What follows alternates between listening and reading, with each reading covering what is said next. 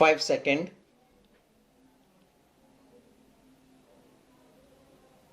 Start. Mr. Deputy Chairman, I thought I should rise to support the point put forward by the Honorable Mr. Kunzru, but my friend from Hyderabad has said certain things which I had better deal with first.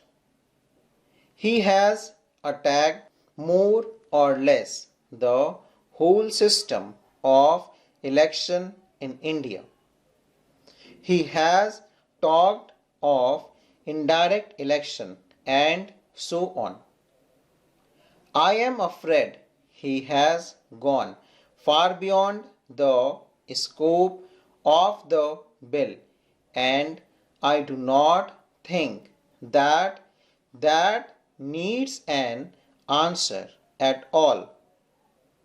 As regard the question of preparing electoral rules, I think there is ample power vested in the Election Commission to other the preparation of a regular electoral rule if the Election Commission considers it necessary for any extraordinary reasons, such as a large exodus from one place to another, and thing of that kind.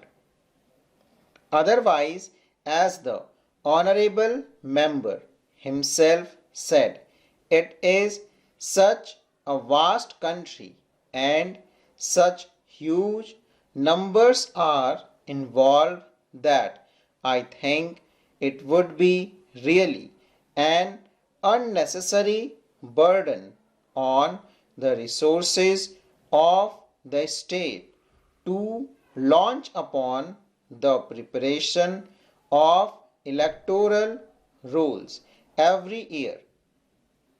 The same purpose could be served by revising the electoral roll every year as per the directions given by the Election Commission, as well as the rules laid down for the purpose. In a democracy, one of the prerequisites for its success is vigilance, and I think it would be quite in order to expect the people of various parties to interest themselves in the revision of the electoral rules. In fact, that is an obligatory task of the citizens, and it only helps to create greater awareness and alertness on the part of the different parties.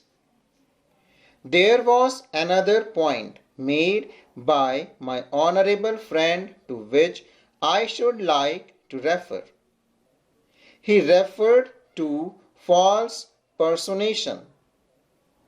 I am not going to deny it absolutely. There might have been some false personation, but to say that it was the Congress that resorted to false personation and that all parties were paragons of virtue and were angels dropped from heaven is simply absurd. That he should have had the boldness to venture such a reckless statement, I should say a responsible statement without any proof whatever, was wholly unfair on his part to the Congress, and it is no credit to this august House that one of its members should make such an allegation against the opposition parties. Sir, my purpose is more to appreciate the stand taken by my honorable friend Sri Kunjru. I do not know. It is for the Honorable Minister to say whether even now, as the clause stands, it would not be open to the Election Commission to review the order of the Chief Electoral Officer made in appeal against an order of the Electoral Registration Officer. I have an idea that the Election Commission is supreme in this matter, that even when there is an appeal from the Electoral Registration Officer to the Chief Electoral Officer and the Chief Electoral Officer passes an order, though it may be final, in ordinary sense it does not perculate the Election Commission from revising that order. I would like to be enlightened on this point.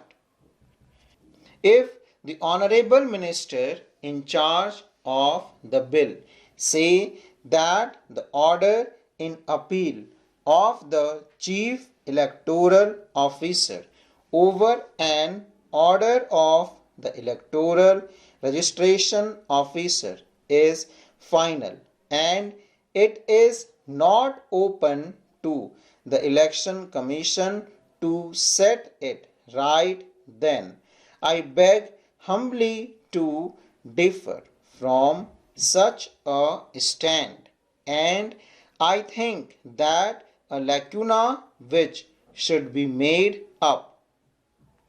So, I would like the Honorable Minister to apply his mind to this aspect and see that in no case the supreme authority of the Election Commission in this matter, which is of vital importance, is in the least abridged or curtailed.